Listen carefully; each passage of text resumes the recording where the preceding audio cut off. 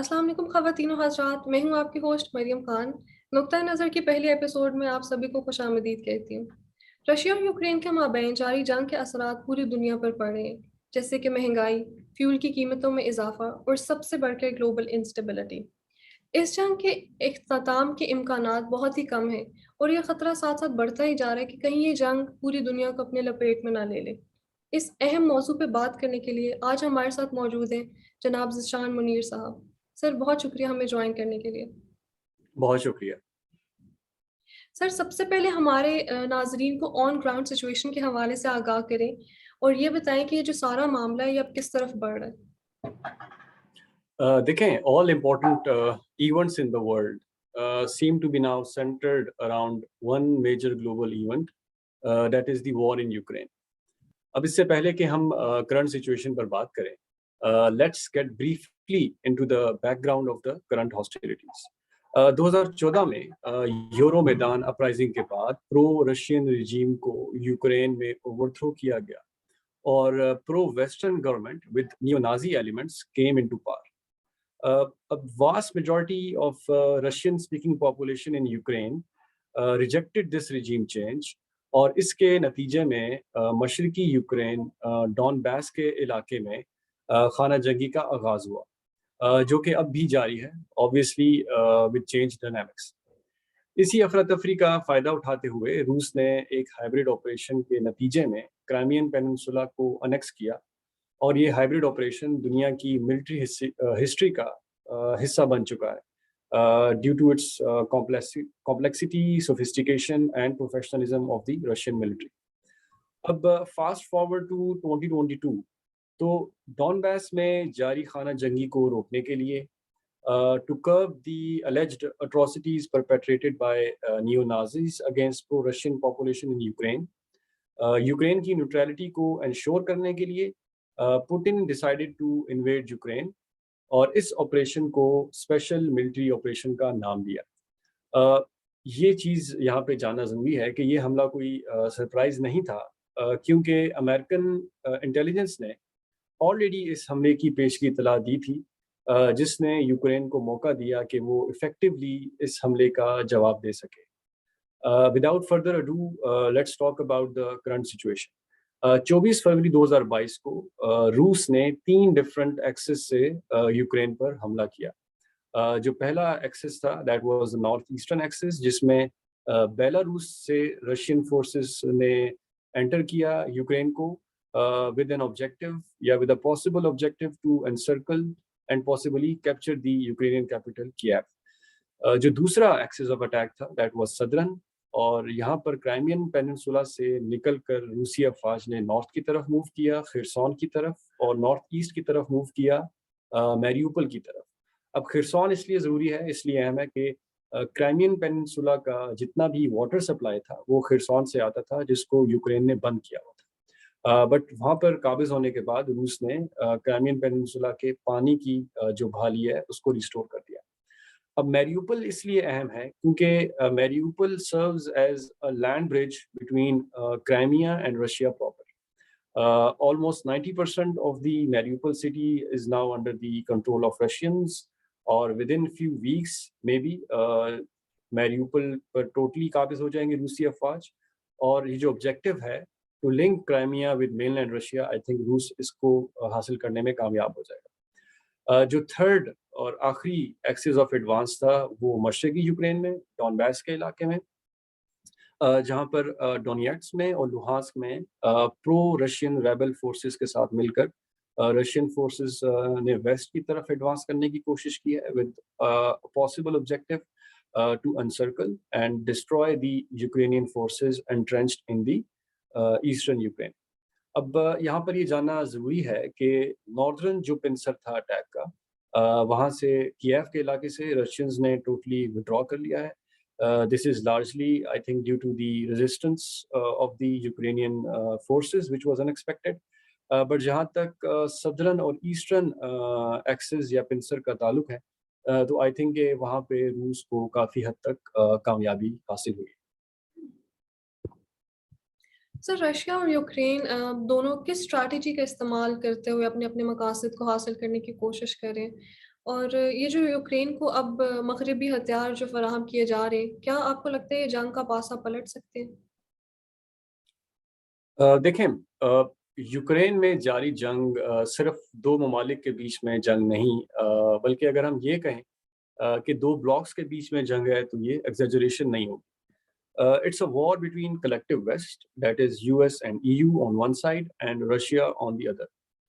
Ukraine, unfortunately, صرف ایک proxy battleground ہے in this great power contestation. اگر ہم اسٹریٹجی کی بات کریں تو یوکرینین اسٹریٹجی بہت اسٹریٹ فارورڈ ہے. اس اسٹریٹجی کا پہلا حصہ یہ ہے کہ جتنا بھی اسٹریٹجک ایریاز ہیں یوکرین میں ان کو ہیویلی فورٹیفائی کیا جائے اور بیسٹ ٹروپس کے ذریعے ان علاقوں کو ڈیفینڈ کیا جائے. For example there are almost 100,000 Ukrainian troops around Kyiv. Another 100,000 are entrenched in Donbass. Close to 80,000 are stationed in Odessa, جو کہ بہت امپورٹنٹ اور آخری پورٹ ہے بلیک سی پر, which is still under Ukrainian control. اور باقی ماندہ یوکرینین فورسز ویسٹرن یوکرین میں موجود ہیں.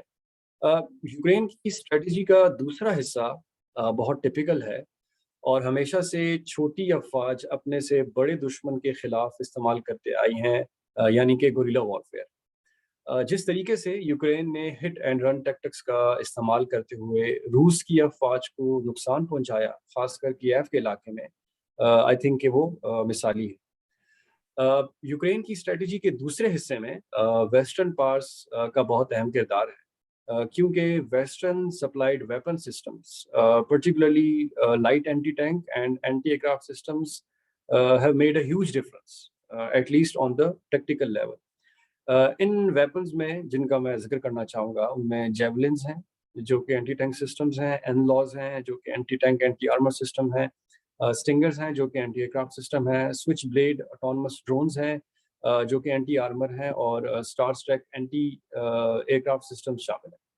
اس کے علاوہ جو ٹرکش بے رفتار ڈرونز نے بھی یوکرین کی ریکانیسنس کیپیبلٹیز میں اضافہ کیا, اور ان ڈرونز کے ذریعے یوکرین نے روسی افواج کی کنسنٹریشنز کو نہ صرف آئیڈینٹیفائی کیا بلکہ ان کو سکسیسفلی ٹارگٹ بھی کیا. اب یہ کہنا غلط نہ ہوگا کہ یوکرین نے ان مغربی ہتھیاروں کے ذریعے روسی افواج کو کافی نقصان پہنچایا اور ایک کوئک وکٹری سے روس کو محروم کیا. تو in my humble opinion, the second part of Ukrainian strategy is successful, but Ukrainians will have to pay for the first part of their strategy. That is the concentration of forces around the nuclei or center of gravity. کیونکہ جب Ukrainian forces are concentrated in one area, so they are sitting ducks, and Russians are likely to utilize maneuver warfare, یعنی کہ war of movement, to destroy these forces. اور Russians ہمیں یہ معلوم ہونا چاہیے کہ منوور وارفیئر میں, سیج وارفیئر میں اور منوور وارفیئر میں کافی زیادہ ایکسپرٹس ہیں. اب اس سے پہلے کہ ہم روس کی اسٹریٹجی کا ذکر کریں, میں یہ سمجھتا ہوں کہ we must also discuss the weaponization of information by Ukrainians. اگر ہم اس ٹرمینالوجی کو ڈیفائن کریں تو it's something beyond fifth generation warfare, and it incorporates content یا media content that is use to attack, change beliefs اور behaviours and support the goals of the attacker. I think جس طرح سے Ukraine نے اس phenomenon کو استعمال کیا ہے so far, it is exemplary. For example, the incidents in Bucha میں جو so called war crimes کیے, which the Ukrainians blame on Russians and which obviously the Russians do not accept. So I will not delve into further details of this concept due to the paucity of time. But weaponization of information کو بھی Ukrainians نے بہت successful طریقے سے استعمال کیا. اور اگر ہم یہ کہیں کہ although شاید یوکرین آن گراؤنڈ تو کوئی اتنی اچھی پرفارمنس نہ دے رہا ہو, بٹ انفارمیشن ڈومین میں Ukrainians with the help of its western allies has defeated Russia. اب اگر ہم روسی افواج کی اسٹریٹجی کی بات کریں تو انیشلی روس نے over whelming use of force کے ذریعے لوکل یا ٹیکٹیکل لیول پر سپیریورٹی حاصل کرنے کی کوشش کی، مگر اس میں ناکامی کے بعد روس نے اپنی اسٹریٹجی میں خاطر خواہ تبدیلی کی، اور اب روس لانگ رینج اسٹریٹجک میزائلز کے ذریعے Ukrainian troops rear areas, supply depots, oil refineries کو ٹارگٹ کر رہا ہے، اور یہ اسٹریٹجی اب کافی حد تک کامیاب ہوتی دکھائی دیتی ہے۔ روس اب فوکسڈ ہے on destroying Ukrainian military fighting capabilities once and for all, اور وہ یہ اچیو کرنا چاہتا ہے by destroying heavy weapons, troops concentration and infrastructure which is essential to sustain large scale military operations. تو in my humble opinion اگر یہ جنگ جاری رہتی ہے تو روس یہ آبجیکٹیو کافی حد تک اچیو کر لے گا thanks to its precision missile strikes and long range strategic bombings. روسی اسٹریٹجی کے دوسرے حصے میں concentration of forces to encircle enemy troops is also important. That is the first part of Russian strategy. تو اب ہم یہ آبزرو کر رہے ہیں کہ in order to avoid losses, Russian allied militias کو استعمال کر رہے ہیں to carry out first part of its strategy, that is the concentration of forces at tactical level. So this delay in Russian offensive in Donbass is proof of the fact that both components of Russian strategy are intertwined, and Russia will utilize non-citizens to bear the brunt of losses while conducting military ops in Ukraine. ایک اہم پہلو جو ہمیں سمجھنے کی ضرورت ہے وہ روس کا وے آف فائٹنگ وار۔ اب western way of fighting wars جس سے آئی تھنک کہ ہم واقف ہیں thanks to the American invasions in Middle East and Hollywood, وہ یہ ہے کہ شاک اینڈ آ پر یعنی کہ منحصر ہے، یعنی کہ destroy everything that belongs to the enemy and secure quick victory without worrying about the destruction and casualties of enemy civilians and related infrastructure. ہم نے یہ عراق میں دیکھا، افغانستان میں دیکھا، لیبیا میں دیکھا۔ اب اگر ہم اس کا موازنہ روس کے ساتھ کریں تو روس so far has been cautious، کیونکہ وہ یوکرین کو اپنا حصہ سمجھتا ہے due to its historical linkages، اور وہ یہ چاہتا ہے کہ minimum civilian casualties ہوں، but at the same time ensuring کہ militarily total victory achieve کی جائے by completely destroying Ukrainian armed forces. اس لیے ہم نے یہ observe کیا ہے کہ Russian advance is slow and grinding, but it does not mean that Russia is not achieving its desired targets. سر جیسے کہ ابھی آپ نے بولا کہ رشیا کی جو پروگریس ہے وہ تھوڑی سلو ہے، تو کیا یہ اس بات کا اندیا ہے کہ جو معاملات ہیں وہ اب اس کے حق میں نہیں ہیں؟ دیکھیں اس سوال کا جواب جاننے کے لیے ہمیں ایک بار پھر سے ان وجوہات پر نظر ڈالنی پڑے گی جس کی وجہ سے اس جنگ کا آغاز ہوا۔ دیکھیں روس ہمیشہ سے بہت سینسٹیو ہے اپنی نیشنل سیکیورٹی کے حوالے سے، اور اگر رشین ڈپلومیسی کا جائزہ لیا جائے تو اکنامک سیکیورٹی سے کئی زیادہ نیشنل یا territorial security Russian foreign policy کو انفلوئنس کرتی آئی ہے۔ After the break up of Soviet Union, امریکہ نے روس کو یقین دہانی کرائی کہ وہ نیٹو کو ایکسپینڈ نہیں کرے گا، لیکن since 1992 NATO has almost doubled in size. روس نے ہر فورم پر کلیکٹیو ویسٹ کو کنونس کرنے کی کوشش کی کہ روس نیٹو کی ایکسپینشن کو اپنے لیے خطرہ یا ایگزسٹینشیل سیکیورٹی تھریٹ سمجھتا ہے، اور یہ کہ کسی بھی صورت میں روس اپنے امیڈیٹ بارڈرز پر نیٹو کو برداشت نہیں کرے گا۔ But despite stated Russian stance and apprehensions, U S نے یوکرین کو پراپ اپ کیا کہ وہ نیٹو میں شمولیت کے لیے فلیکسیبل ہو، اور 2014 میں رجیم چینج کے بعد اس فینومینا میں تیزی آئی۔ یو ایس نے یونیلیٹرلی یورپین سیکیورٹی آرکیٹیکچر کو تبدیل کرنے کی کوشش کی۔ دیکھیں اگر ہم نیوٹرل آبزرورز کے طور پر دیکھیں تو یو ایس بھی اپنے سیکیورٹی کے حوالے سے کافی سینسٹیو ہے۔ فار ایگزامپل اگر ہم بات کریں میکسیکو کی which is a U S neighbour, تو یو ایس نے الاؤ کیا ہے Mexico to pursue independent foreign and economic policies, but Washington has always prevented Mexico from joining any military alliance against itself. تو Russia also wanted a Mexico in eastern Europe, but U S and E U نے Russia کے ان demands کو اور ان concerns کو ignore کیا. جیسا کہ میں نے پہلے عرض کیا کہ روس کے کرنٹ مداخلت کا مقصد اس ایونچوئلٹی کو روکنا ہے جس کے لیے رشیا یوکرین کی ڈی ملیٹرائزیشن کرنا چاہتا ہے. And by demilitarization Russia doesn't mean to destroy each and every Ukrainian military soldier, but Russia intends to destroy Ukrainian military heavy weapon systems, which might have enabled it to integrate itself into NATO security apparatus. اس لیے ہم یہ دیکھ رہے ہیں کہ روس ensure کرنا چاہتا ہے کہ وہ ٹوٹل ملٹری وکٹری اچیو کرے, اور یہ صرف ممکن ہوگا ایک لانگ ٹرم ملٹری آپریشن کے ذریعے. اس لیے میں یہ سمجھتا ہوں کہ as opposed to quick western military operations against weaker opponents, روس ایک پروٹریکٹڈ اور لانگ ملٹری آپریشن کرے گا جس کی کوئی ٹائم لائن نہیں ہوگی. ہینس میرے خیال میں slow advances of Russian military do not indicate that Russia is losing. Rather یہ آپریشن جتنا لینتھی ہوگا یوکرین کے لیے اتنا خطرناک ہوگا, and it also might serve as the last nail in the coffin of NATO expansionist design in Eastern Europe. Sir, اس Russia اور یوکرین کی جنگ سے باقی سب ممالک جو ہیں دنیا کے وہ کیا سبق حاصل کر سکتے ہیں؟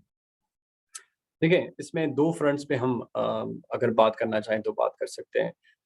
ایک کہاوت ہے کہ you can swing your arms as long as it doesn't hit my nose. I think کہ یوکرین نے بار بار روس کی وارننگس کو, روس کی ریکویسٹ کو اگنور کیا, اور it kept on flirting with the west for inclusion in NATO. تو یوکرین کی اس فورن پالیسی آبجیکٹو کا اس کو خمیازہ اٹھانا پڑا, جس کا نتیجہ ہم آج دیکھ رہے ہیں. تو میں یہ سمجھتا ہوں کہ کوئی بھی ملک اس کی فورن پالیسی ریئلسٹک ہونی چاہیے, وہ ایک ریئلزم پہ بیس کرنی چاہیے, اور وہ آئیڈیلزم پر بیس نہیں کرنی چاہیے. اب اگر ہم ملٹری ڈومین میں بات کریں تو اس جنگ کے بہت سے ایسے اسباق ہیں جو کہ بہت سی ملٹریز یقیناً اس کو آبزرو کر رہی ہوں گے. اس لیے دیکھیں, سب سے پہلی بات ریکانیسنس. یوکرین نے یہ ثابت کیا ہے کہ ریکانیسنس بہت اہم ہوتی ہے, اور ریکانیسنس کے ذریعے آپ انیمی ٹروپ موومنٹس کو اور اس کے فیوچر مووز کو آپ پریڈکٹ کر سکتے ہیں. تو آئی تھنک کہ یوکرین نے ابھی تک رشیا کی تمام مووز کو پہلے سے ہی اینٹیسپیٹ کیا ڈیو ٹو افیکٹو ریکانیسنس. تو اس لیے تمام جو ملٹری فورسز ہیں they must focus on enhancing their reconnaissance capabilities. Modern weapon systems بھی بہت ضروری ہیں, جس طرح سے یوکرینین افواج نے, ایک کامن یوکرینین انفینٹری مین نے ماڈرن ویپن سسٹمز یوز کیے جن کا میں نے ذکر کیا, جیولنز اینڈ ادر ویپن سسٹمز. ان کے ذریعے ایٹ لیسٹ ٹیکٹیکل لیول پر بہت زیادہ ڈفرینس کریٹ کیا جا سکتا ہے. تو آئی تھنک کہ ماڈرن ویپن سسٹمز کی بھی اہمیت بہت بڑھ گئی ہے. تیسرا جو آئی تھنک ایک لیسن ہے وہ ایئر سپیریورٹی ہونی چاہیے. اگر کسی بھی ریجنٹس میں سے کوئی بھی اپنی ایئر سپیریورٹی قائم کر لیتا ہے تو وہ ایزیلی دشمن پر حاوی ہو سکتا ہے. تو ہم نے یہ دیکھا کہ so far at least in the first phase of the operations Russia was not able to dominate Ukrainian airspace, جس کا یوکرین نے فائدہ اٹھاتے ہوئے روس کی افواج کو خاص کر کیف کے علاقے میں کافی نقصان پہنچایا. ایک اور لیسن ہے ٹیکٹیکل اٹانومی, یعنی کہ اگر چھوٹی جو یونٹس ہوتی ہیں, بٹالینز یونٹس, اگر وہ کٹ آف ہو جائیں اپنے مین ہیڈ کوارٹر سے, تو they must be able to take their own decisions and they must be able to exercise autonomy. اور اگر ایسا ہو جائے تو آئی تھنک کہ یہ دشمن کے لیے کافی زیادہ مسائل کریٹ کیے جا سکتے ہیں. اسٹیلتھ, آئی تھنک اسٹیلتھ ایک ایسی چیز ہے in the presence of high resolution satellite imagery, in resolution of modern drones.